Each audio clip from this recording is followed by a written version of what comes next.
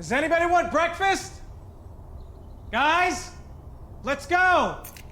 I'm leaving for McDonald's in 5 seconds. Why did you start with that? The Breakfast Stampede Meal. It's only at McDonald's, where there's a meal for every morning.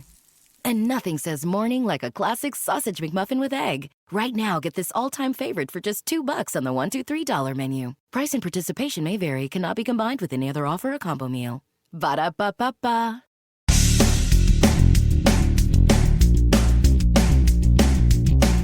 Episode 1841 of the #1 podcast and Apple Podcast for Job Search.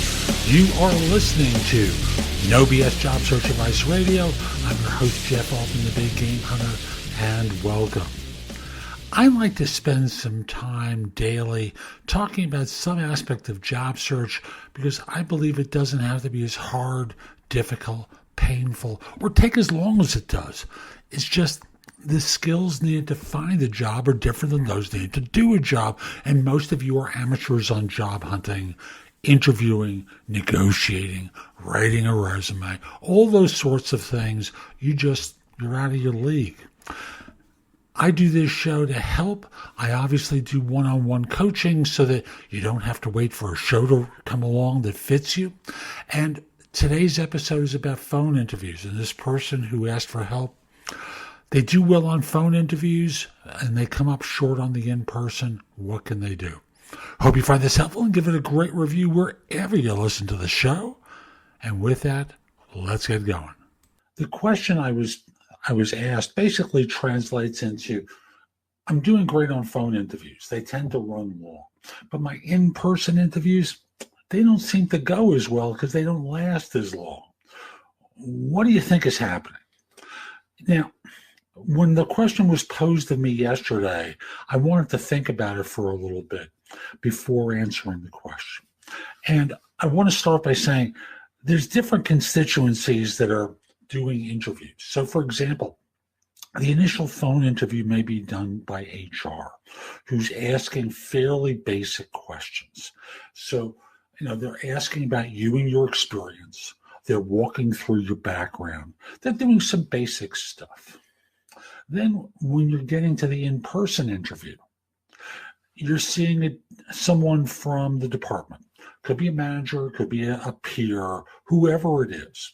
And they're not going through the checklist. They're going, because that's what HR often does, is they have the equivalent of a checklist that they're working with in order to evaluate people for positions. And they want to know, have you done this? Have you done that? What have you done along these lines? And they're taking notes and passing it on to the hiring manager. When you're getting to the in-person, you're seeing people from the department who represent peers, and what they're trying to do is find out whether or not you're someone that they can trust. If you're meeting with the hiring manager, that's part of it too, but they're looking even bigger picture. They want to get the sense of you as someone, whether they can need to worry about you or not, whether you inspire confidence that you're the solution to what they need. And without going into all the details of interviewing that I teach in a variety of different ways, I'll just simply say, obviously, you're falling short.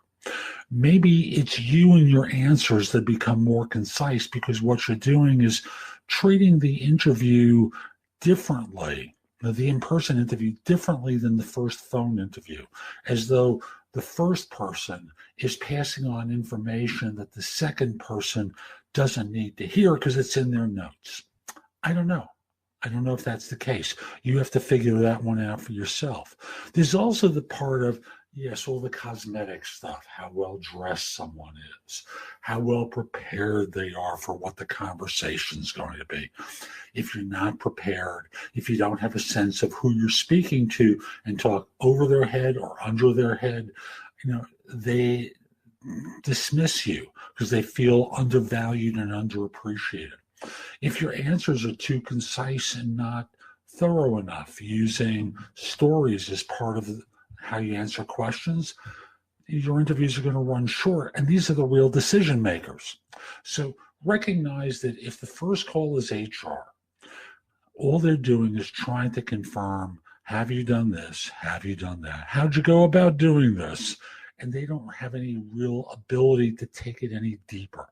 Versus the next people that you meet with who want to hear the stories about how you did things. And again, I'm taking out the possibility that you're badly dressed, your oral communications are poor, or anything along those lines. With the person who asked the question, I know they're not poor, but going beyond you, to other individuals, some of you may have poor oral communications, and as a result, you don't perform as well on interviews because your nerves get the best of you, for fear that you're going to be rejected because of an accent, that you're not well understood, et cetera, and the result winds up being you get nervous. Your accent becomes that much more dynamic, yada, yada, yada. That's today's show. I hope you found it helpful. And if you did, here are a few more ways to get information and advice from me. First of all, visit my website, which is thebiggamehunter.us.